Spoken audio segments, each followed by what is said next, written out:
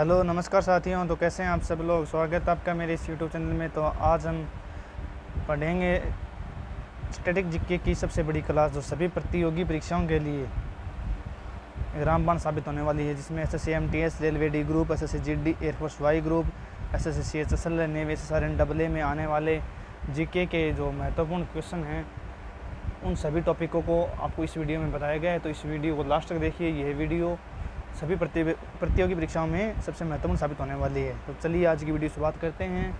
इसमें सभी अलग अलग टॉपिक दिए गए हैं और सभी टॉपिकों के बारे में विस्तार से बताया गया है। तो चलिए आज की वीडियो की शुरुआत करते हैं।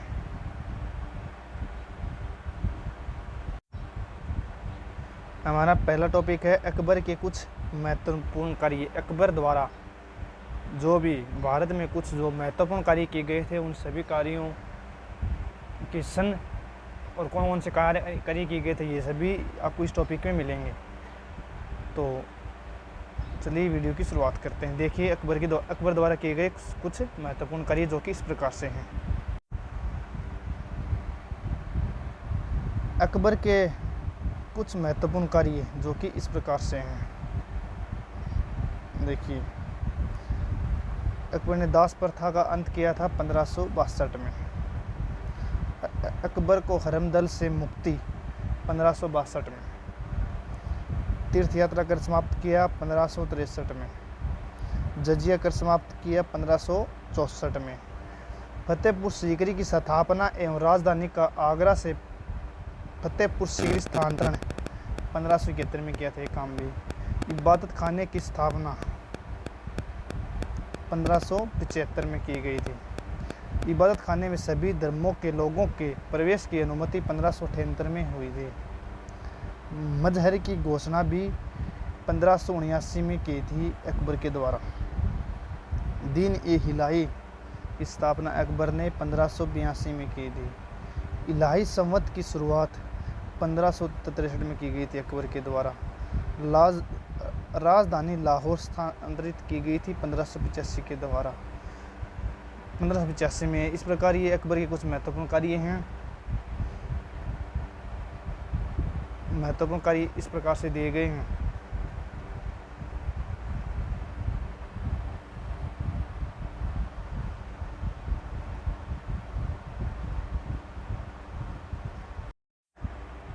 इसी क्रम में हमारा जो सेकंड टॉपिक है वो रहने वाला है 1857 ईस्वी की महान क्रांति के प्रमुख केंद्र क्या रहे थे, कहाँ कहाँ पर एक क्रांति सबसे ज़्यादा भड़की थी। इन सभी के बारे में इस टॉपिक में चर्चा करेंगे। तो चलिए आज की इस टॉपिक के बारे में चर्चा करते हैं। तो चलिए देखते हैं कि 1857 की ईस्वी की क्रांति के जो महत्वपूर्ण केंद्र रहे थे महान क्रांति के, वो देखते हैं। दिल्ली में एक केंद्र रहा। दिल्ली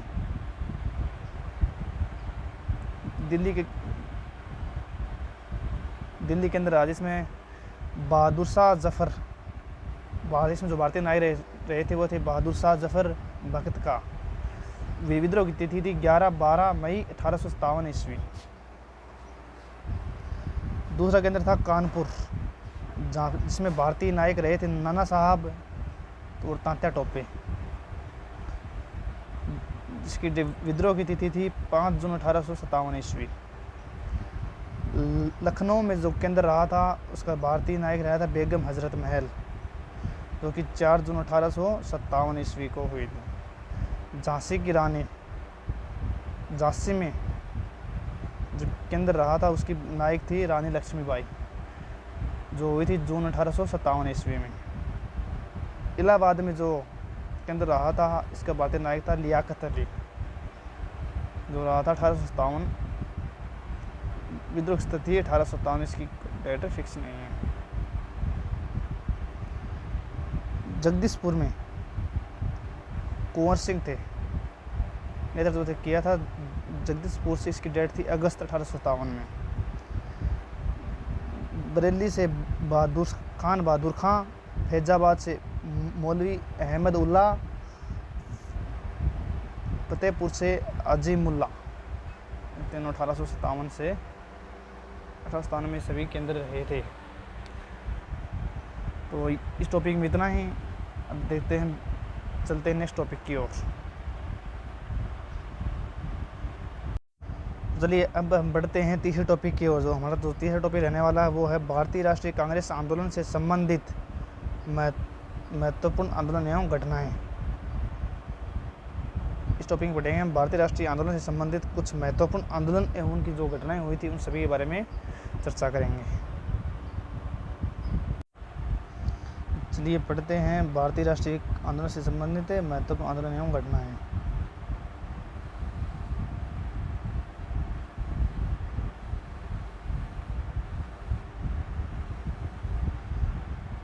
सबसे पहले है भारतीय राष्ट्रीय कांग्रेस की स्थापना 1885 में हुई थी। ये द्वारा की गई थी मुंबई में। दूसरा है बंग आंदोलन, जो कि 1905 में हुआ था बंगाल विभाजन के विरोध में। मुस्लिम लीग की स्थापना 1906 में हुई थी और आगा खां सलीमुल्लाह खान ने की थी ढाका में। कांग्रेस का विभाजन 1907 में हुआ था, नर एवं ग्राम दल में विभाजित हुआ था।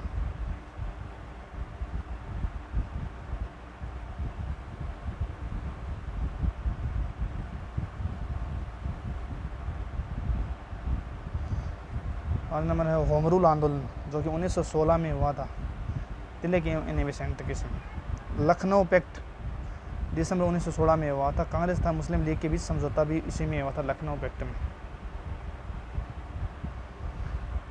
मांटेग्यू घोषणा हुई थी 20 अगस्त 1917 को। भारत मंत्री लॉर्ड मांटेग्यू की घोषणा किसमें? रोलेट एक्ट भारत में आया था 19 मार्च 1919 में, जिसे काला कानून नाम दिया गया है। इसके अंतर्गत किसी भी व्यक्ति को संदेह के आधार पर गिरफ्तार किया जा सकता था।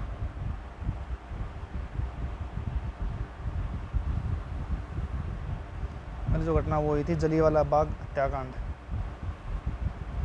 क्योंकि 13 अप्रैल 1919 को हुई थी, जनरल डायर के द्वारा की गई थी अमृतसर में।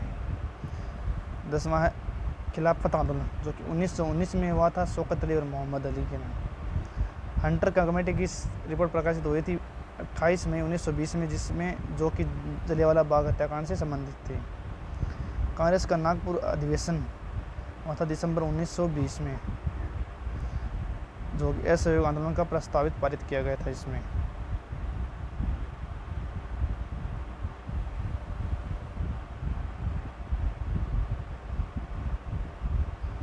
असहयोग आंदोलन का प्रारंभ हुआ था 1 अगस्त 1920 को महात्मा गांधी के द्वारा।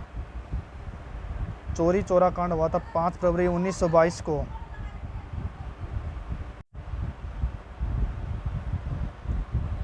चोरी चोरा कांड हुआ था 5 फरवरी 1922 को गोरखपुर जिले में उत्तर प्रदेश की। इस घटना के बाद असहयोग आंदोलन को स्थगित कर दिया गया था। स्वराज पार्टी की स्थापना हुई थी 1 जनवरी 1923 को मोतीलाल नेहरू एवं चित्तरंजन दास के समय।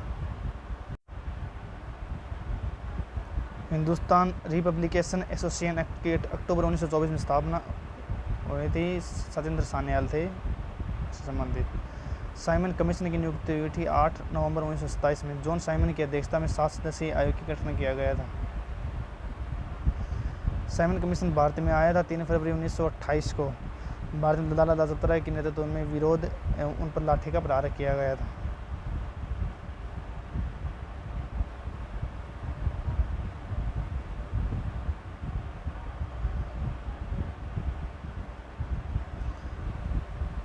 नेहरू रिपोर्ट, जो कि अगस्त 1928 में पेश की गई थी, पंडित मोतीलाल नेहरू इसमें अध्यक्ष थे। बारदोली सत्याग्रह है, जो अक्टूबर 1928 में हुआ था। गुजरात के किसानों का लगान वर्दी के विरोध में सरदार वल्लभ भाई के नेतृत्व में आंदोलन हुआ था। लाहौर षड्यंत्र केस 8 अप्रैल 1929 भगत सिंह और बटुकेश्वर दत्त द्वारा ब्रिटिश असेंबली में बम फेंका गया था।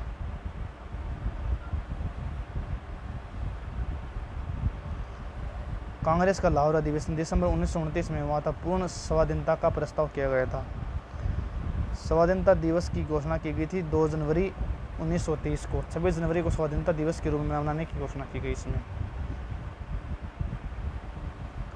नमक सत्याग्रह 12 मार्च 1930 से 5 अप्रैल 1930 तक चला था, जिसमें महात्मा गांधी के द्वारा साबरमती आश्रम से दांडी जाकर नमक बनाकर नमक कानून का उल्लंघन किया गया था।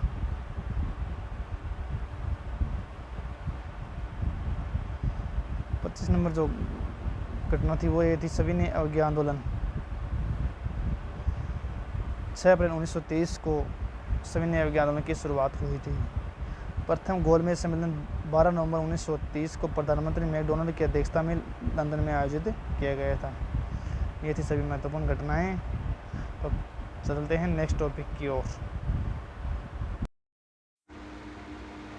चलिए इसी क्रम में आगे और बढ़ते हुए हमारा नेक्स्ट टॉपिक है भारतीय स्वतंत्रता आंदोलन के प्रमुख वचन एवं नारे। इस 4 नंबर टॉपिक के बारे में बात करते हैं, जो कि इस प्रकार से है।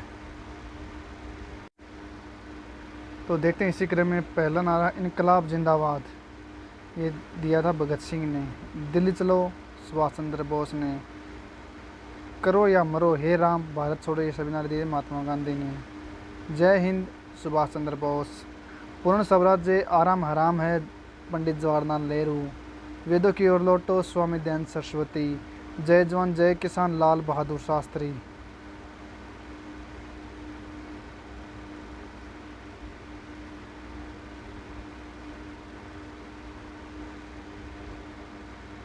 आठ नंबर मारो फिरंगी मंगल पांडे। जय जगत विनोबा भावे। कर मत दो सरदार वल्लभ भाई पटेल। संपूर्ण क्रांति जयप्रकाश नारायण। विजय विश्व तिरंगा प्यारा Shyamlal Gupta. Vande Mataram Bankim Chandra Chatterjee.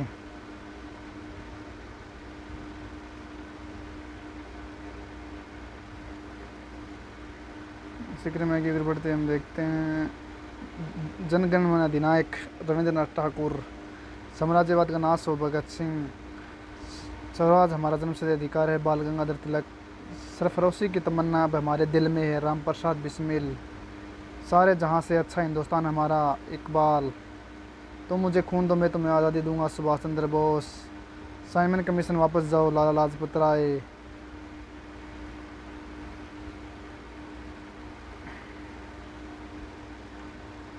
Who lives if India dies Pandit Jawaharlal Nehru. मेरे सिर पर लाठी का एक प्रहार अंग्रेजी राज्य के लिए कील साबुत होगा। लाला लाजपत राय। मुसलमान मुल्क थे जो उन्होंने सुरक्षा की मांग की और हिंदू उनसे भी मुल्क थे जो उन्होंने इस मांग को ठुकरा दिया। अबुल कलाम आज़ाद। 24 नंबर क्रांति की तलवार में धार वैचारिक पत्थर पर रगड़ने से ही आती है भगत सिंह। अब हम बढ़ते हैं हमारे नेक्स्ट टॉपिक की ओर, जो इस प्रकार से है। तो इसी क्रम में हमारा नेक्स्ट टॉपिक है उपाधि लेने वाले एवं उपाधि देने वाले, अर्थात किसने किसको कौन सी उपाधि दी। इन सभी के बारे में इस टॉपिक में बात करेंगे, जो कि यह महत्वपूर्ण टॉपिक बनता है। चलिए इस टॉपिक के बारे में चर्चा करते हैं। चलिए इसी क्रम में देखते हैं हमारा है पहले उपाधि। गुरुदेव की उपाधि मिली थी रविंद्रनाथ टैगोर को। गुरुदेव रविंद्रनाथ टैगोर ये दी थी महात्मा गांधी ने। महात्मा गांधी को महात्मा की उपाधि दी थी रविंद्रनाथ टैगोर ने। सुभाष चंद्र बोस को नेताजी की उपाधि दी थी एडोल्फ हिटलर ने। वल्लभ भाई पटेल को सरदार की उपाधि बारदोली की महिलाओं ने दी थी। डॉक्टर राजेंद्र प्रसाद को देश रत्न या अजस्त्रों की उपाधि महात्मा गांधी के द्वारा दी गई थी।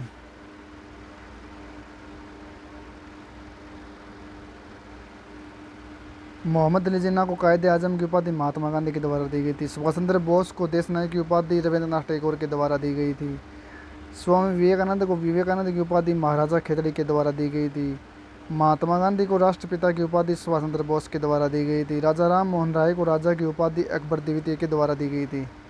तो इस टॉपिक में इतना ही। चलिए बढ़ते हैं नेक्स्ट टॉपिक की ओर।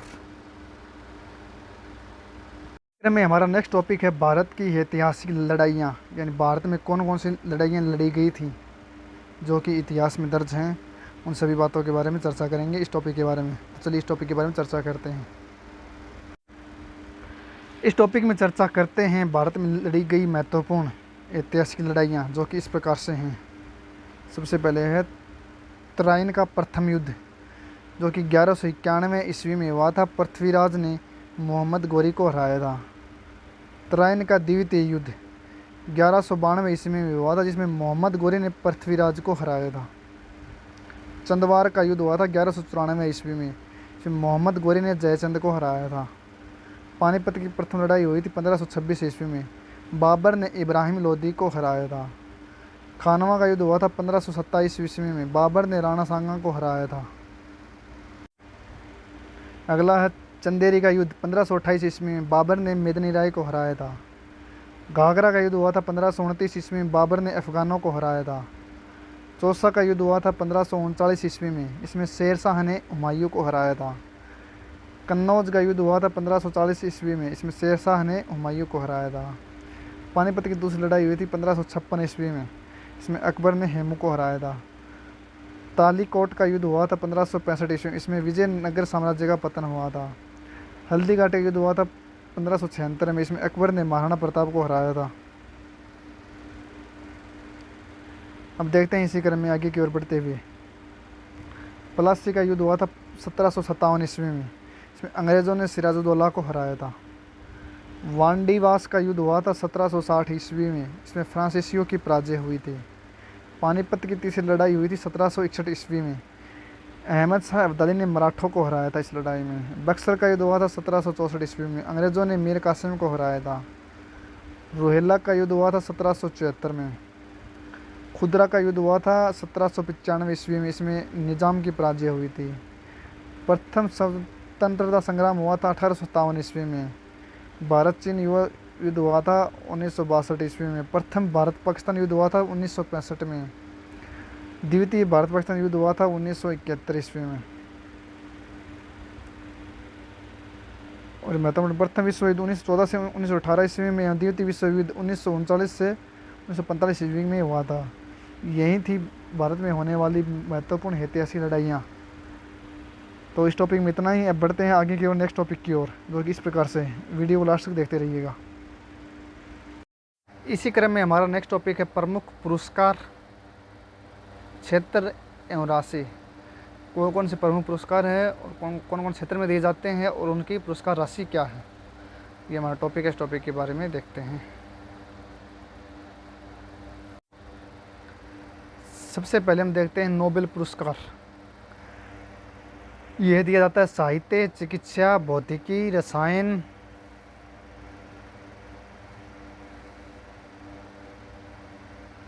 शांति एवं अर्थशास्त्र में। इसमें जो राशि दी जाती है वो है 7 मिलियन स्वीडिश क्रोनर दिए जाते हैं इसमें। दूसरा है पुलित्जर पुरस्कार। ये पत्रकारिता के क्षेत्र में दिया जाता है। इसकी शुरुआत 1917 में हुई थी और इसमें जो राशि दी जाती है वो राशि है $10,000। 3 नंबर है ऑस्कर पुरस्कार। ये फिल्म क्षेत्र में दिया जाता है और इसकी शुरुआत 1929 से हुई थी। 4 नंबर है कलिंग पुरस्कार। विज्ञान के क्षेत्र में दिया जाता है, जिसमें इसकी राशि है 1,000 पाउंड और इसकी शुरुआत हुई थी 1952 से। मान बुकर पुरस्कार दिया जाता है साहित्य के क्षेत्र में। 1969 से शुरुआत हुई थी इसकी और इसमें जो राशि दी जाती है वो है 60,000 पाउंड। ग्रैमी पुरस्कार दिया जाता है संगीत के क्षेत्र में। भारत रत्न दिया जाता है कला, साहित्य, विज्ञान के क्षेत्र में एवं जनसेवा के लिए।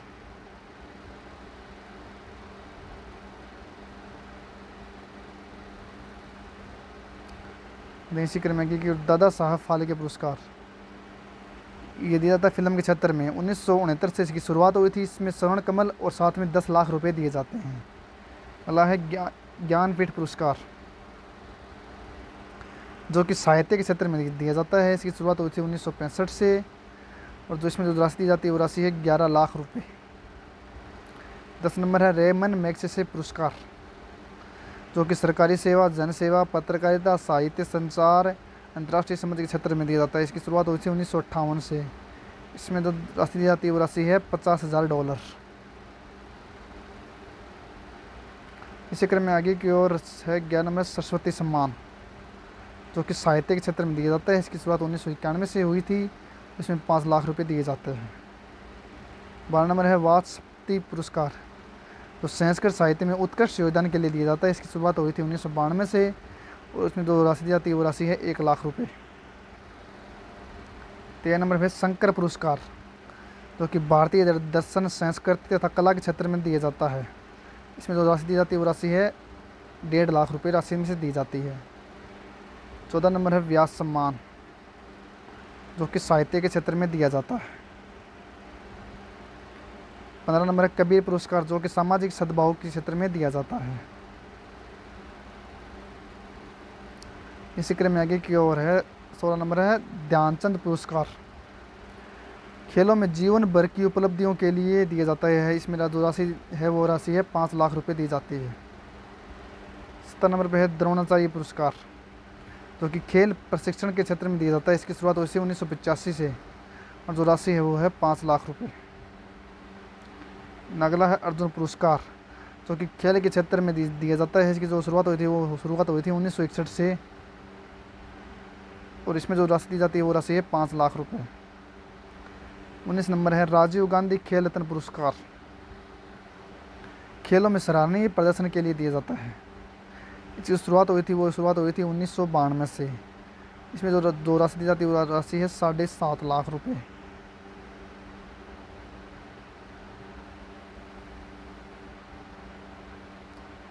इसी क्रम में आगे की ओर दिया जाता है अर्जुन पुरस्कार,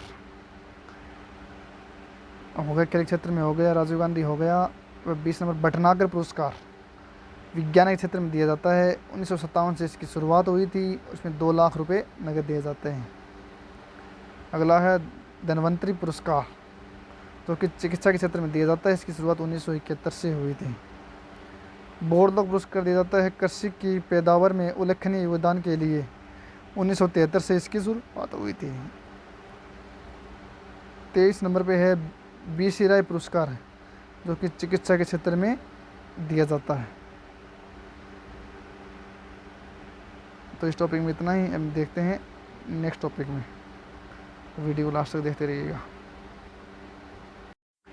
इसी क्रम में हमारा जो नेक्स्ट टॉपिक है वो है महान कार्यों से संबंधित व्यक्ति, यानी जिन जिन व्यक्तियों ने महान कार्य किए थे उनसे जो व्यक्ति हैं उन सभी व्यक्तियों की सूची इस प्रकार से है। देखते रहिए वीडियो को। देखते हैं महान कार्यों से संबंधित व्यक्ति। इसमें सबसे पहला है रेड क्रॉस की स्थापना, जो कि हेनरी ड्यूनेंट के द्वारा की गई थी। इससे अगला है रेड गार्ड्स की स्थापना, जो कि गेरिवाल्डी के द्वारा की गई थी। नेक्स्ट है संस्कृत व्याकरण के जनक, जो कि पाणिनि को कहा जाता है। शांति निकेतन की स्थापना रविंद्रनाथ ठाकुर के द्वारा की गई थी। पवनार आश्रम की स्थापना विनोबा भावे के द्वारा की गई थी। लीग ऑफ नेशंस के संस्थापक हैं वुडरो विल्सन। खालसा पंथ के संस्थापक हैं गुरु गोविंद सिंह। ओरीविले आश्रम पुडुचेरी की स्थापना की गई थी अरविंद घोष के द्वारा।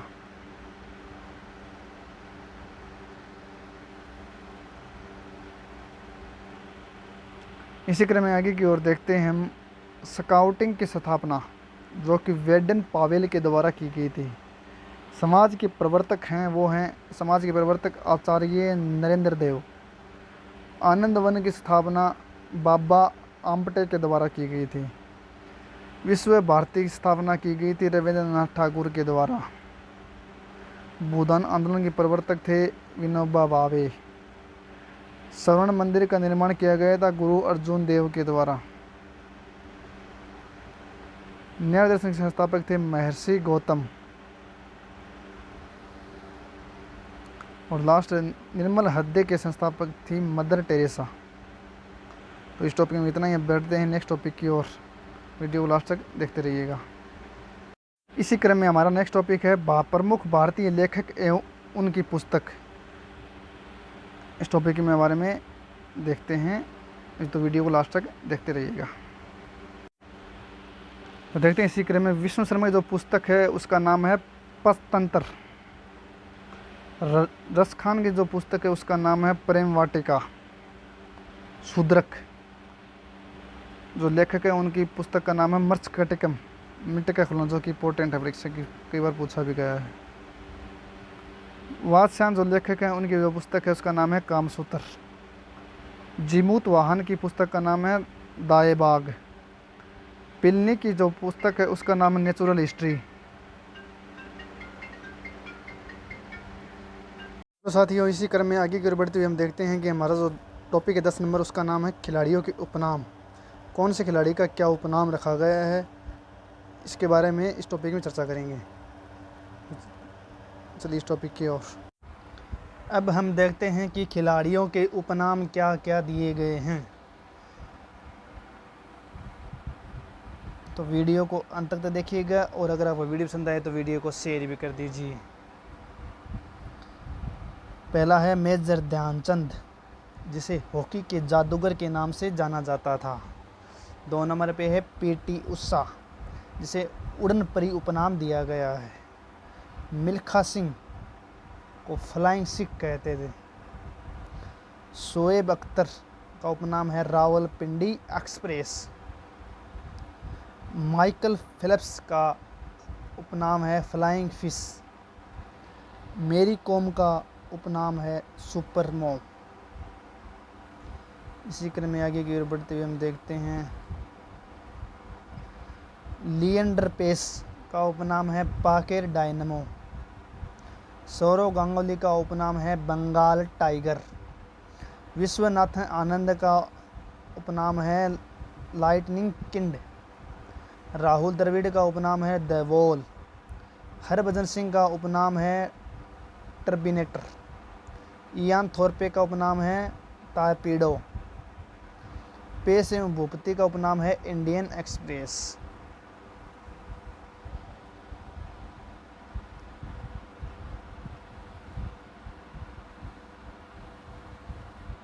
इसी क्रम में आगे की ओर बढ़ते हुए हम देखते हैं कि पेले का उपनाम है ब्लैक परल। आंद्रे अगासी का उपनाम रहा है डेनिस द मिनोस। ये टॉपिक भी परीक्षा दृष्टि से महत्वपूर्ण है, इसमें से भी आपको एक क्वेश्चन हमेशा पूछा जाएगा। तो इस टॉपिक में इतना ही। तो अब बढ़ते हैं नेक्स्ट टॉपिक की ओर। वीडियो को देखते रहिएगा लास्ट तक। तो दोस्तों इसी क्रम में आगे की ओर बढ़ते हुए हम देखते हैं कि हमारा जो नेक्स्ट टॉपिक है वो है 11 नंबर।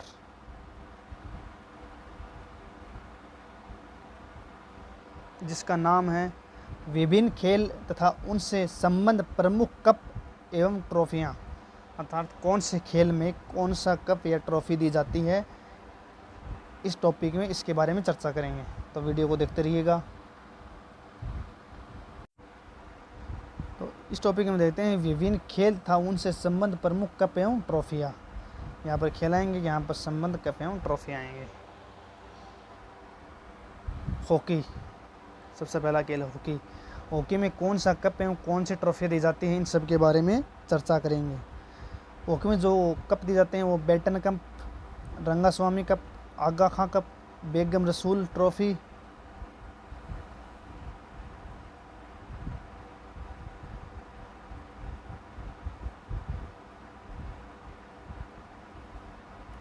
बेगम Rasool trophy, Maharaja Ranjit Singh gold cup, lady Ratan Tata trophy, Guru Nanak championship, Dhyanchand trophy, Nehru trophy, Scindia gold cup, Gurukappa gold cup, Wellington cup, Indira Gandhi gold cup, ये सभी हॉकी में दिए जाते हैं। हम चर्चा करते हैं फुटबॉल के खेल की। फुटबॉल में दिए जाते हैं DCM ट्रॉफी, ड्रोन का फुटबॉल में दिया जाता है, रोवर्स का फुटबॉल में दिया जाता है VC Roy trophy, Santosh trophy, IF shield, Subroto Mukherjee cup, sir Ashutosh Mukherjee trophy और मडरेका कप, ये सभी कप फुटबॉल में दिए जाते हैं। इसी क्रम में आगे बढ़ते हम देखते हैं कि क्रिकेट में कौन कौन सी ट्रॉफी दी जाती हैं। क्रिकेट में जाती है, एक तो जाती है Ranji trophy, Irani trophy, Dilip trophy, CK Naidu trophy, Rani Jhansi trophy, Deodhar trophy, GD Birla trophy और रोहिंटन बारिया ट्रॉफी, ये सभी ट्रॉफियाँ क्रिकेट में दी जाती हैं। इससे क्रम में आगे देखते हैं हम टेबल टेनिस में।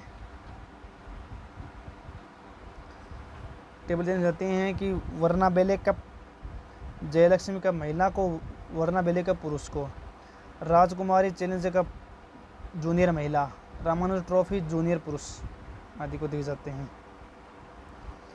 बैडमिंटन दिए जाते हैं नारंग कप, चड्डा कप, अमृत दीवान कप आदि, इस सभी कप बैडमिंटन दिए जाते हैं। अब हमारा जो नेक्स्ट खेल है वो है बास्केटबॉल। बास्केटबॉल जाते हैं Bengaluru blue challenge cup, Nehru cup, federation cup, ये सभी कप बास्केटबॉल में दिए जाते हैं। इससे जो अगला खेल है वो है ब्रिज। इसमें Ramniwas Ruia challenge gold trophy दी जाती है या एक होल्डर कप ट्रॉफी दी जाती है। नेक्स्ट है पोलो। पोलो खेली जाती है Ezra cup, Prithvipal Singh cup, Radha Mohan cup, classic cup, ये सभी कप पोलो में दिए जाते हैं। हमारा नेक्स्ट टॉपिक है गोल्फ। गोल्फ खेल में जो टॉपिक जाते हैं वो है Walker cup, circuit cup, Ryder cup, Dunhill cup, prince of Wales cup, ये सभी गोल्फ में दिए जाते हैं।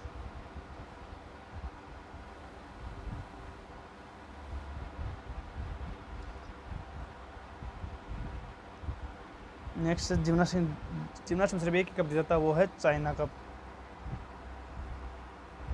तो इस टॉपिक में इतना ही। वीडियो को लास्ट तक देखते रहिएगा, बीच में स्किप मत कीजिएगा।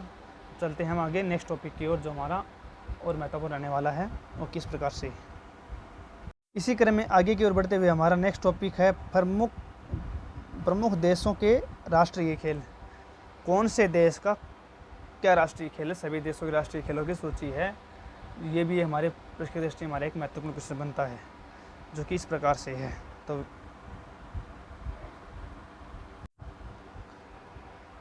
अब हम देखते हैं कि सभी देशों के राष्ट्रीय खेल जो किस प्रकार से है। सबसे पहले देखते हैं हम यूएस का। यूएस का राष्ट्रीय खेल है बेसबॉल। इंग्लैंड का राष्ट्रीय खेल है क्रिकेट। स्पेन का राष्ट्रीय खेल है सांड युद्ध। जापान का राष्ट्रीय खेल है जूडो। कनाडा का राष्ट्रीय खेल है आइस हॉकी। ऑस्ट्रेलिया का राष्ट्रीय खेल है क्रिकेट। इसी क्रम में भारत का राष्ट्रीय खेल है हॉकी। पाकिस्तान का भी राष्ट्रीय खेल है हॉकी।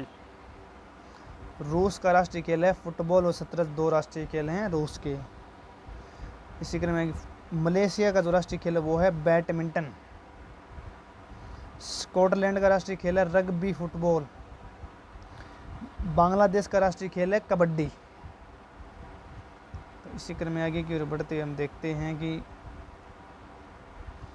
भूटान का जो राष्ट्रीय खेल है वो है तीरंदाजी। श्रीलंका का जो राष्ट्रीय खेल है वो है वॉलीबॉल। चीन का जो राष्ट्रीय खेल है वो है टेबल टेनिस। इंडोनेशिया का जो राष्ट्रीय खेल है वो है बैडमिंटन। फ्रांस का जो राष्ट्रीय खेल है वो है फुटबॉल। ब्राज़ील का जो राष्ट्रीय खेल है वो है फुटबॉल। ब्राज़ील का और फ्रांस का भी दोनों का फुटबॉल राष्ट्रीय खेल है। और नेपाल का जो राष्ट्रीय खेल है वो दंडी बियो। तो इस टॉपिक में इतना ही। बढ़ते हैं नेक्स्ट टॉपिक की ओर, जो हमारे परीक्षा की दृष्टि से महत्वपूर्ण साबित होने वाला है। तो वीडियो लास्ट तक देखते रहिएगा और वीडियो बीच में स्किप मत कीजिएगा। तो साथियों, इसी क्रम में आगे की ओर बढ़ते हुए हमारा जो नेक्स्ट टॉपिक रहने वाला वो है प्रमुख खेलों में एक पक्ष में खिलाड़ियों की संख्या, अर्थात किसी भी खेल में एक तरफ खेलने वाले खिलाड़ियों की संख्या, अर्थात एक टीम में कितने खिलाड़ी, किस खेल में कितने खिलाड़ी खेले जा सकते हैं। इस टॉपिक में इसके बारे में चर्चा करेंगे, तो वीडियो को देखते रहिएगा। तो हम देखते हैं कि प्रमुख खेलों में एक पक्ष के खिलाड़ियों की संख्या कितनी रहने वाली है, जो किस प्रकार से है। सबसे पहले देखते हैं बेसबॉल। बेसबॉल में खिलाड़ियों की संख्या होती है 9। बेसबॉल की टीम में 9 खिलाड़ियों की संख्या होती है 9। इसी प्रकार हॉकी, फुटबॉल और क्रिकेट, इन तीनों में खिलाड़ियों की संख्या होती है 11। इनमें एक टीम में 11 खिलाड़ी एक टाइम में खेल सकते हैं, एक टीम में। रग्बी फुटबॉल में होते हैं खिलाड़ियों की संख्या 15। नेट बॉल में खिलाड़ियों की संख्या होती है 7। पोलो में खिलाड़ियों की संख्या होती है एक टीम में 4। वॉलीबॉल में एक खिलाड़ियों की संख्या होती है 6, यानी वॉलीबॉल में एक टीम में सिर्फ 6 ही खिलाड़ी खेलते हैं एक टाइम में। वाटर बॉल में खिलाड़ियों की संख्या होती है वो होती है 7, यानी एक टीम में एक बार में सिर्फ 7 ही खिलाड़ी खेल सकते हैं। टेनिस और टेबल टेनिस, इसमें एक समय में खिलाड़ियों की संख्या होती है वो होती है 1 या 2 खिलाड़ी खेल सकते हैं। टेनिस में 1 और टेबल टेनिस में 2, दोनों में 1 या दोनों या एक खिलाड़ी खेल सकते हैं और दोनों खिलाड़ी भी खेल सकते हैं। खो खो में खिलाड़ी की संख्या होती है 9। बास्केटबॉल में खिलाड़ियों की संख्या होती है 5। इसी क्रम में आगे की ओर देखते हैं। कबड्डी में एक टाइम में खिलाड़ियों की संख्या होती है 7। जिम्नास्टिक में एक समय में खिलाड़ियों की संख्या होती है 8।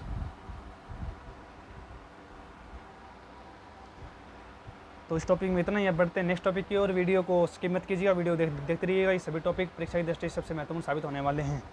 तो चलिए अब बढ़ते हैं नेक्स्ट टॉपिक की ओर, जो कि इस प्रकार से है। तो चलिए दोस्तों बढ़ते हैं हमारे नेक्स्ट टॉपिक की ओर। जो हमारा नेक्स्ट टॉपिक रहने वाला वो टॉपिक है विभिन्न खेलों के खेल परिसर, अर्थात कौन सा खेल किस जगह पर खेला जाता है, उस जगह का नाम क्या है। जिस प्रकार क्रिकेट पिच पर खेला जाता है उसी प्रकार अन्य खेल जो खेले जाते हैं वो जगह कौन सी है, उस जगह का नाम क्या है। इन सभी खेलों के खेल परिसर के बारे में इस टॉपिक में चर्चा करेंगे। तो वीडियो को देखते रहिएगा। अब देखते हैं विभिन्न खेलों के खेल परिसर क्या क्या है। ये खेल हैं और इनके खेल के परिसर, अर्थात ये जो खेल हैं ये सभी इन जगहों पर खेले जाते हैं। तो सबसे पहले देखते हैं बेसबॉल। बेसबॉल जिस जगह पर खेला जाता है उस जगह का नाम है डायमंड। दूसरा जो खेल है गोल्फ। गोल्फ जिस जगह पर खेला जाता है उस जगह का नाम है कोर्स। टेबल टेनिस खेला जाता है बोर्ड पे, एक बोर्ड लगा होता है उसके ऊपर टेबल टेनिस खेला जाता है, उसका नाम होता है बोर्ड। जूडो, कराटे और ताइक्वांडो ये सभी मैट पे खेले जाते हैं। साइकिलिंग कहाँ पर होती है? साइकिलिंग होती है वेलोड्रम में। साइकिलिंग के स्थान को वेलोड्रम कहा जाता है। इसी क्रम में आगे बताते हैं एथलेटिक्स। जो एथलीट होते हैं, रेसर होते हैं, 100 मीटर 200 मीटर वगैरह या रनिंग वाले, वो सभी ट्रैक पे करते हैं। ग्राउंड जो ट्रैक बनाता है उसमें सभी ये काम होते हैं। इसी क्रम में आगे बढ़ते हुए हम देखते हैं कि जो नेक्स्ट जो खेल है वो है निशानेबाजी और तीरंदाजी।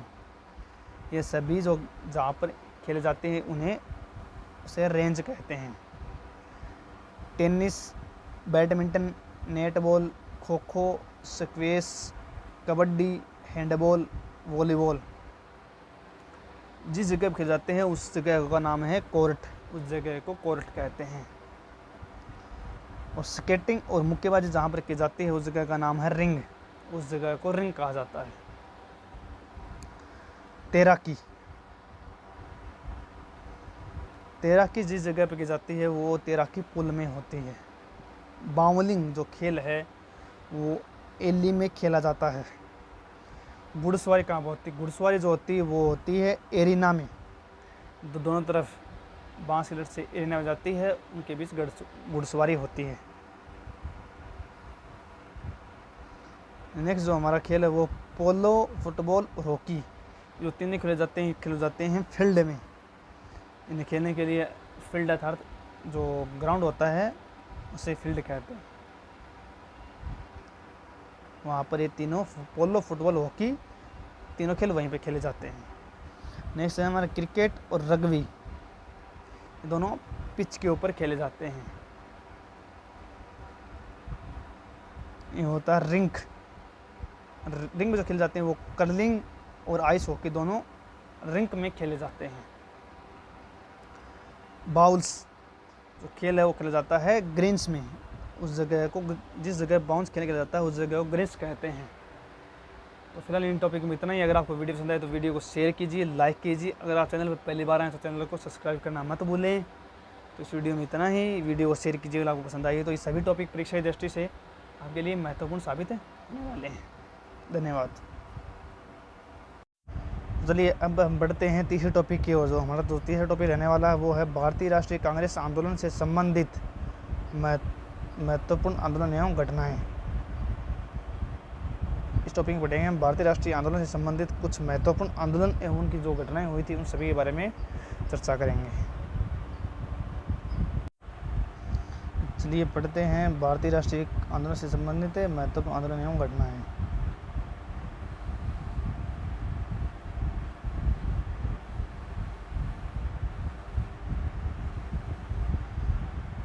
सबसे पहले है भारतीय राष्ट्रीय कांग्रेस की स्थापना 1885 में हुई थी। ये द्वारा की गई थी मुंबई में। दूसरा है बंग आंदोलन जो कि 1905 में हुआ था, बंगाल विभाजन के विरोध के में। मुस्लिम लीग की स्थापना 1906 में हुई थी और आगा खान सलीमुल्लाह खान ने की थी ढाका में। कांग्रेस का विभाजन 1907 में हुआ था, नर एवं गरम दल में विभाजित हुआ था।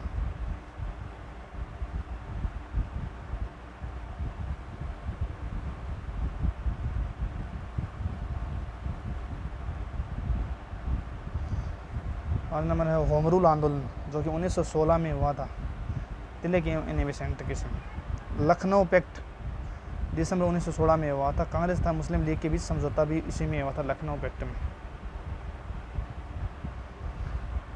मांटेग्यू घोषणा हुई थी 20 अगस्त 1917 को, भारत मंत्री लॉर्ड मांटेग्यू की घोषणा के समय। रॉलेट एक्ट भारत में आया था 19 मार्च 1919 में, जिसे काला कानून नाम दिया गया है। इसके अंतर्गत किसी भी व्यक्ति को संदेह के आधार पर गिरफ्तार किया जा सकता था।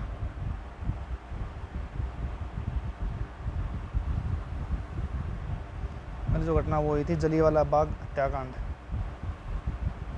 जो कि 13 अप्रैल 1919 को हुई थी, जनरल डायर के द्वारा की गई थी अमृतसर में। 10वां है खिलाफत आंदोलन, जो कि 1919 में हुआ था, शौकत अली और मोहम्मद अली के नाम। हंटर कमेटी की रिपोर्ट प्रकाशित हुई थी 28 मई 1920 में, जिसमें जो कि जलियांवाला बाग हत्याकांड से संबंधित थी। कांग्रेस का नागपुर अधिवेशन हुआ था दिसंबर 1920 में, जो कि असहयोग आंदोलन का प्रस्तावित पारित किया गया था। इसमें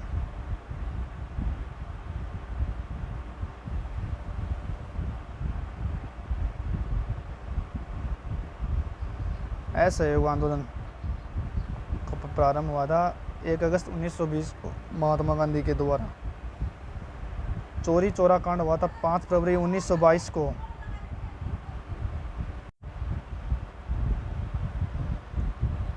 चोरी चौरा कांड हुआ था 5 फरवरी 1922 को गोरखपुर जिले में उत्तर प्रदेश की। इस घटना के बाद असहयोग आंदोलन को स्थगित कर दिया गया था।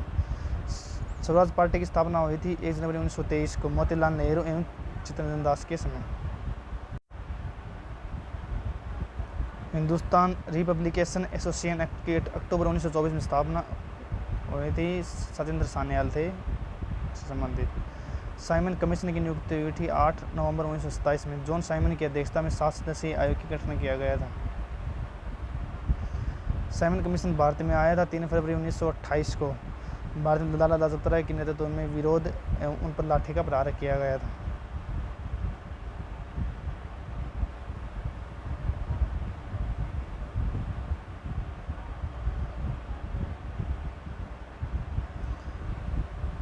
नेहरू रिपोर्ट, जो कि अगस्त 1928 में पेश की गई थी, पंडित मोतीलाल नेहरू इसमें अध्यक्ष थे। बारदोली सत्याग्रह है, जो अक्टूबर 1928 में हुआ था। गुजरात के किसानों का लगान वर्दी के विरोध में सरदार वल्लभ भाई के नेतृत्व में आंदोलन हुआ था। लाहौर षड्यंत्र केस 8 अप्रैल 1929, भगत सिंह और बटुकेश्वर दत्त द्वारा ब्रिटिश असेंबली में बम फेंका गया था।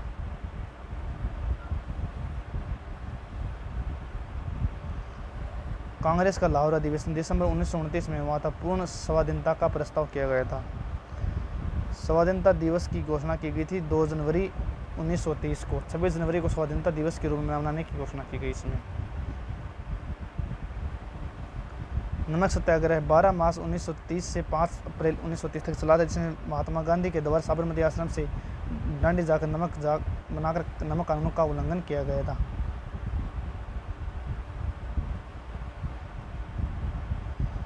25 नंबर जो घटना थी वो ये थी सविनय अवज्ञा आंदोलन। 6 अप्रैल 1930 को सविनय अवज्ञा आंदोलन की शुरुआत हुई थी। प्रथम गोलमेज सम्मेलन 12 नवंबर 1930 को प्रधानमंत्री मैकडोनल्ड की अध्यक्षता में लंदन में आयोजित किया गया था। ये थी सभी महत्वपूर्ण घटनाएं। तो चलते हैं नेक्स्ट टॉपिक की ओर। इसी क्रम में हमारा नेक्स्ट टॉपिक है प्रमुख पुरस्कार, क्षेत्र एवं राशि। कौन कौन से प्रमुख पुरस्कार हैं और कौन कौन क्षेत्र में दिए जाते हैं और उनकी पुरस्कार राशि क्या है, ये हमारा टॉपिक है। इस टॉपिक के बारे में देखते हैं। सबसे पहले हम देखते हैं नोबेल पुरस्कार। यह दिया जाता है साहित्य, चिकित्सा, भौतिकी, रसायन,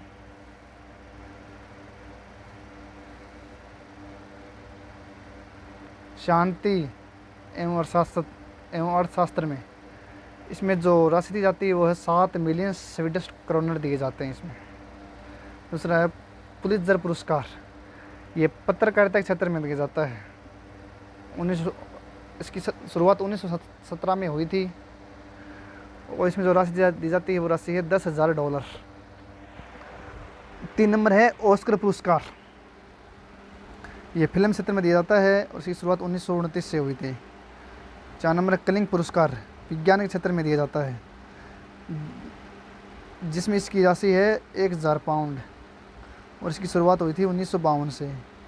मान बुकर पुरस्कार दिया जाता है साहित्य के क्षेत्र में, 1969 से शुरुआत हुई थी इसकी और इसमें जो राशि दी जाती है वो है 60,000 पाउंड। ग्रैमी पुरस्कार दिया जाता है संगीत के क्षेत्र में।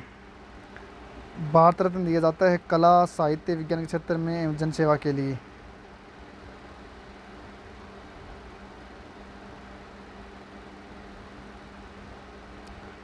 इसी क्रम में कि दादा साहब फाल्के पुरस्कार, ये दिया जाता है फिल्म के क्षेत्र में, 1969 से इसकी शुरुआत हुई थी। इसमें स्वर्ण कमल और साथ में 10 लाख रुपए दिए जाते हैं। अगला है ज्ञानपीठ पुरस्कार, जो कि साहित्य के क्षेत्र में दिया जाता है। इसकी शुरुआत हुई थी 1965 से और जो इसमें जो राशि दी जाती है वो राशि है 11 लाख रुपए। 10 नंबर है रेमन मैग्सेसे पुरस्कार, जो कि सरकारी सेवा जनसेवा पत्रकारिता साहित्य संचार अंतर्राष्ट्रीय संबंध के क्षेत्र में दिया जाता है। इसकी शुरुआत हुई थी 1958 से। इसमें जो राशि दी जाती है वो राशि है $50,000। इसी क्रम में आगे की ओर है 11 नंबर सरस्वती सम्मान, जो कि साहित्य के क्षेत्र में दिया जाता है। इसकी शुरुआत 1991 से हुई थी। इसमें 5 लाख रुपए दिए जाते हैं। 12 नंबर है वाचस्पति पुरस्कार, जो संस्कृत साहित्य में उत्कृष्ट योगदान के लिए दिया जाता है। इसकी शुरुआत हुई थी 1992 से और उसमें जो राशि दी जाती है वो राशि है 1 लाख रुपए। 13 नंबर है शंकर पुरस्कार, जो कि भारतीय दर्शन संस्कृति तथा कला के क्षेत्र में दिया जाता है। इसमें जो राशि दी जाती है वो राशि है 1.5 लाख रुपए राशि में से दी जाती है। 14 नंबर है व्यास सम्मान, जो कि साहित्य के क्षेत्र में दिया जाता है। 15 नंबर है कबीर पुरस्कार, जो कि सामाजिक सद्भाव के क्षेत्र में दिया जाता है। इसी क्रम में आगे की ओर है 16 नंबर है ध्यानचंद पुरस्कार, खेलों में जीवन भर की उपलब्धियों के लिए दिया जाता है। इसमें जो राशि है वो राशि है 5 लाख रुपए दी जाती है। 17 नंबर पे है द्रोणाचार्य पुरस्कार, जो कि खेल प्रशिक्षण के क्षेत्र में दिया जाता है। इसकी शुरुआत हुई थी 1985 से और जो राशि है वो है 5 लाख रुपए। अगला है अर्जुन पुरस्कार, जो कि खेल के क्षेत्र में दिया जाता है। इसकी जो शुरुआत हुई थी वो 1961 से और इसमें जो राशि दी जाती है वो राशि है 5 लाख रुपए। 19 नंबर है राजीव गांधी खेल रत्न पुरस्कार, खेलों में सराहनीय प्रदर्शन के लिए दिया जाता है। इसकी शुरुआत हुई थी 1992 से। इसमें जो राशि दी जाती है वो राशि है 7.5 लाख रुपए।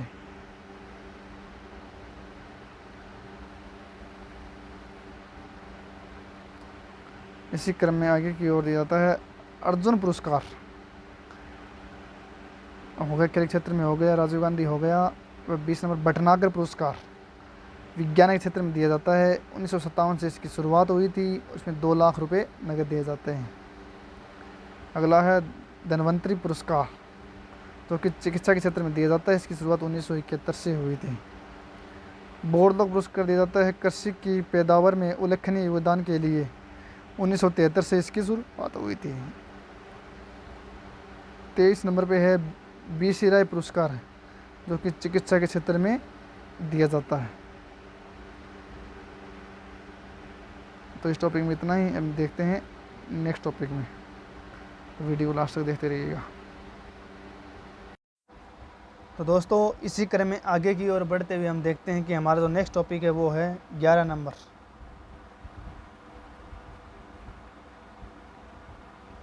जिसका नाम है विभिन्न खेल तथा उनसे संबंध प्रमुख कप एवं ट्रॉफियाँ, अर्थात कौन से खेल में कौन सा कप या ट्रॉफी दी जाती है। इस टॉपिक में इसके बारे में चर्चा करेंगे, तो वीडियो को देखते रहिएगा। तो इस टॉपिक में देखते हैं विभिन्न खेल तथा उनसे संबंध प्रमुख कप एवं ट्रॉफियाँ। यहाँ पर खेलाएंगे, यहाँ पर संबंध कप एवं ट्रॉफी आएंगे। हॉकी, सबसे पहला खेल हॉकी। हॉकी में कौन सा कप एवं कौन सी ट्रॉफी दी जाती हैं, इन सब के बारे में चर्चा करेंगे। हॉकी में जो कप दिए जाते हैं वो Beighton cup, Rangaswamy cup, Aga Khan cup, Begum Rasool trophy,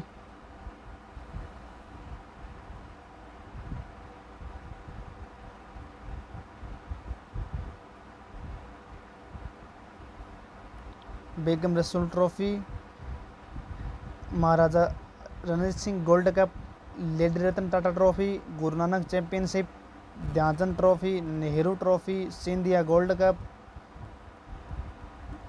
गुरु कप्पा gold cup, Wellington cup, Indira Gandhi gold cup, ये सभी हॉकी में दिए जाते हैं। हम चर्चा करते हैं फुटबॉल के खेल की। फुटबॉल में दिए जाते हैं DCM trophy, Durand cup football में दिया जाता है, रोवर्स कप फुटबॉल में दिया जाता है, VC Roy trophy, Santosh trophy, IF shield, Subroto Mukherjee cup, sir Ashutosh Mukherjee trophy और मडरेका कप, ये सभी कप फुटबॉल में दिए जाते हैं। इसी क्रम में आगे अगर बढ़ते हम देखते हैं कि क्रिकेट में कौन कौन सी ट्रॉफी दी जाती हैं। क्रिकेट में जाती है, एक तो जाती है Ranji trophy, Irani trophy, Dilip trophy, CK Naidu trophy, Rani Jhansi trophy, Deodhar trophy, GD Birla trophy और रोहिंटन बारिया ट्रॉफी, ये सभी ट्रॉफियाँ क्रिकेट में दी जाती हैं। इससे क्रम में आगे देखते हैं हम टेबल टेनिस में। टेबल टेनिस जाती हैं कि वर्ना बेले कप, जयलक्ष्मी कप महिला को, वर्ना बेले कप पुरुष को, राजकुमारी चैलेंजर कप जूनियर महिला, रामानुज ट्रॉफी जूनियर पुरुष आदि को दिए जाते हैं। बैडमिंटन दिए जाते हैं नारंग कप, चड्डा कप, अमृत दीवान कप आदि, ये सभी कप बैडमिंटन में दिए जाते हैं। अब हमारा जो नेक्स्ट खेल है वो है बास्केटबॉल। बास्केटबॉल में जाते हैं बेंगलुरु बलू challenge cup, Nehru cup, federation cup, ये सभी कप बास्केटबॉल में दिए जाते हैं। इससे जो अगला खेल है वो है ब्रिज। इसमें Ramniwas Ruia challenge gold trophy दी जाती है या एक होल्डर कप ट्रॉफी दी जाती है। नेक्स्ट है पोलो। पोलो खेलने जाती हैं Ezra cup, Prithvipal Singh cup, Radha Mohan cup, classic cup, ये सभी कप पोलो में दिए जाते हैं। हमारा नेक्स्ट टॉपिक है गोल्फ। गोल्फ खेल में जो टॉपिक जाते हैं वो है Walker cup, circuit cup, Ryder cup, Dunhill cup, prince of Wales cup, ये सभी गोल्फ में दिए जाते हैं।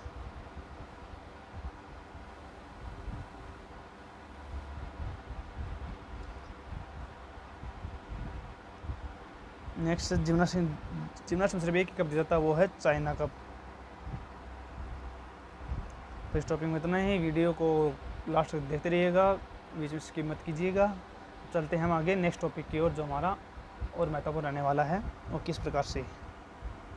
तो साथियों इसी क्रम में आगे की ओर बढ़ते हुए हमारा जो नेक्स्ट टॉपिक रहने वाला वो है प्रमुख खेलों में एक पक्ष में खिलाड़ियों की संख्या, अर्थात किसी भी खेल में एक तरफ खेलने वाले खिलाड़ियों की संख्या, अर्थात एक टीम में कितने खिलाड़ी, किस खेल में कितने खिलाड़ी खेले जा सकते हैं, इस टॉपिक में इसके बारे में चर्चा करेंगे।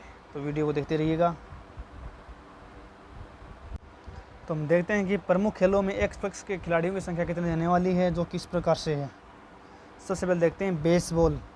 बेसबॉल में खिलाड़ियों की संख्या होती है 9। बेसबॉल की टीम में 9 खिलाड़ियों की संख्या होती है 9। इसी प्रकार हॉकी, फुटबॉल और क्रिकेट, इन तीनों में खिलाड़ियों की संख्या होती है 11। इनमें एक टीम में 11 खिलाड़ी एक टाइम में खेल सकते हैं एक टीम में। रग्बी फुटबॉल में होते हैं खिलाड़ियों की संख्या 15। नेट बॉल में खिलाड़ियों की संख्या होती है 7।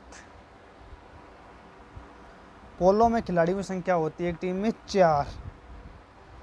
वॉलीबॉल में खिलाड़ियों की संख्या होती है 6, यानी वॉलीबॉल में एक टीम में सिर्फ 6 ही खिलाड़ी खेलते हैं एक टाइम में।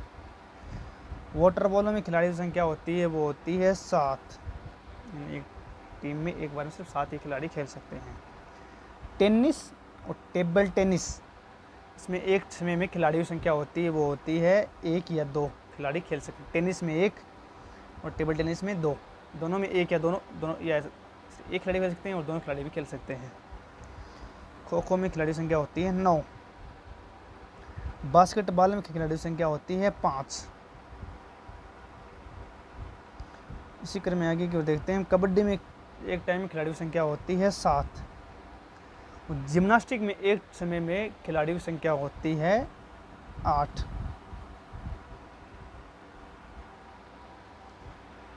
तो इस टॉपिक में इतना ही। अब बढ़ते हैं नेक्स्ट टॉपिक की और। वीडियो को स्किप मत कीजिएगा, वीडियो देखते रहिएगा। ये सभी टॉपिक परीक्षा की दृष्टि से सबसे महत्वपूर्ण साबित होने वाले हैं।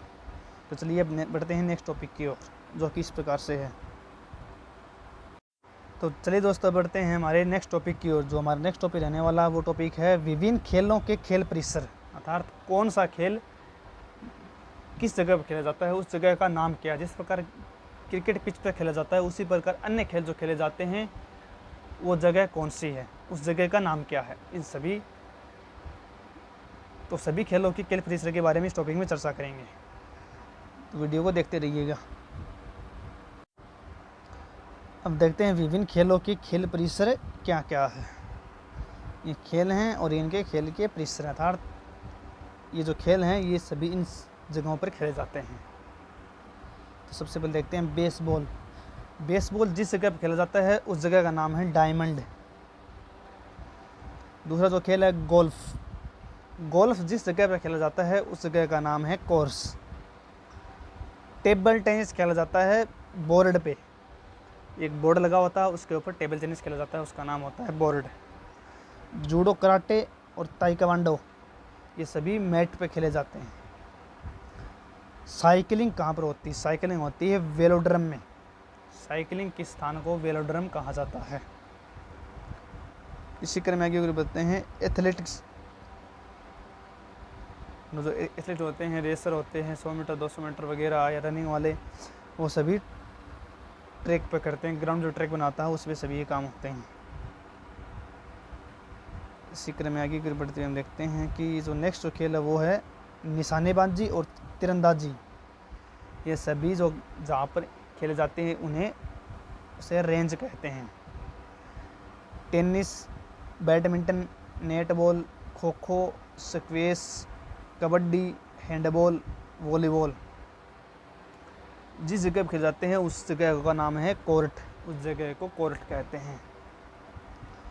और स्केटिंग और मुक्केबाजी जहाँ पर की जाती है उस जगह का नाम है रिंग। उस जगह को रिंग कहा जाता है। तैराकी। तैराकी जिस जगह पर की जाती है वो तैराकी पुल में होती है। बाउलिंग जो खेल है वो एली में खेला जाता है। घुड़सवारी कहाँ पर होती है? घुड़सवारी जो होती है वो होती है एरिना में। दोनों तरफ बांस की लट से एरिना में जाती है, उनके बीच घुड़सवारी होती है। नेक्स्ट जो हमारा खेल है वो पोलो, फुटबॉल और हॉकी, जो तीनों खेले जाते हैं फील्ड में। इन्हें खेलने के लिए फील्ड अर्थात जो ग्राउंड होता है उसे फील्ड कहते हैं। वहाँ पर ये तीनों पोलो, फुटबॉल, हॉकी तीनों खेल वहीं पे खेले जाते हैं। नेक्स्ट है हमारा क्रिकेट और रग्बी। ये दोनों पिच के ऊपर खेले जाते हैं। ये होता है रिंक। रिंग में जो खेले जाते हैं वो कर्लिंग और आइस हॉकी दोनों रिंक में खेले जाते हैं। बाउल्स जो खेल है वो खेला जाता है ग्रीन्स में। उस जगह को जिस जगह बाउंस खेलने खेला जाता है उस जगह को ग्रीन्स कहते हैं। तो फिलहाल इन टॉपिक में इतना ही। अगर आपको वीडियो पसंद आए तो वीडियो को शेयर कीजिए, लाइक कीजिए। अगर आप चैनल पर पहली बार आए तो चैनल को सब्सक्राइब करना मत भूलें। तो इस वीडियो में इतना ही। वीडियो को शेयर कीजिए अगर आपको पसंद आई है। तो ये सभी टॉपिक परीक्षा की दृष्टि से आपके लिए महत्वपूर्ण साबित होने वाले हैं। धन्यवाद।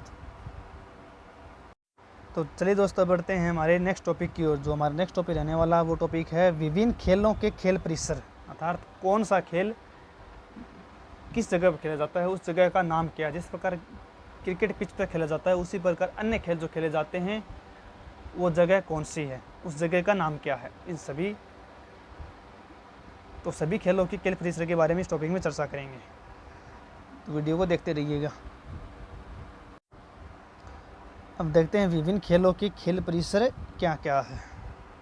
ये खेल हैं और इनके खेल के परिसर, अर्थात ये जो खेल हैं ये सभी इन जगहों पर खेले जाते हैं। तो सबसे पहले देखते हैं बेसबॉल। बेसबॉल जिस जगह पर खेला जाता है उस जगह का नाम है डायमंड। दूसरा जो खेल है गोल्फ। गोल्फ जिस जगह पर खेला जाता है उस जगह का नाम है कोर्स। टेबल टेनिस खेला जाता है बोर्ड पे, एक बोर्ड लगा होता है उसके ऊपर टेबल टेनिस खेला जाता है, उसका नाम होता है बोर्ड। जूडो, कराटे और ताइक्वांडो ये सभी मैट पे खेले जाते हैं। साइकिलिंग कहाँ पर होती है? साइकिलिंग होती है वेलोड्रम में। साइकिलिंग के स्थान को वेलोड्रम कहा जाता है। इसी क्रम में आगे बताते हैं एथलेटिक्स। जो एथलीट होते हैं, रेसर होते हैं, 100 मीटर 200 मीटर वगैरह या रनिंग वाले, वो सभी ट्रैक पे करते हैं। ग्राउंड जो ट्रैक बनाता है उसमें सभी ये काम होते हैं। इसी क्रम में आगे बढ़ते हम देखते हैं कि जो नेक्स्ट जो खेल है वो है निशानेबाजी और तीरंदाजी। ये सभी जो जहाँ पर खेले जाते हैं उन्हें उसे रेंज कहते हैं। Tennis, badminton, netball, kho kho, squash, kabaddi, handball, volleyball जिस जगह पर खेले जाते हैं उस जगह का नाम है कोर्ट। उस जगह को कोर्ट कहते हैं। और स्केटिंग और मुक्केबाजी जहाँ पर की जाती है उस जगह का नाम है रिंग। उस जगह को रिंग कहा जाता है। तैराकी। तैराकी जिस जगह पर की जाती है वो तैराकी पुल में होती है। बाउलिंग जो खेल है वो एली में खेला जाता है। घुड़सवारी कहाँ पर होती है? घुड़सवारी जो होती है वो होती है एरिना में। दोनों तरफ बांस की लट से एरिना में जाती है, उनके बीच घुड़सवारी होती है। नेक्स्ट जो हमारा खेल है वो पोलो, फुटबॉल और हॉकी। जो तीनों खेले जाते हैं फील्ड में।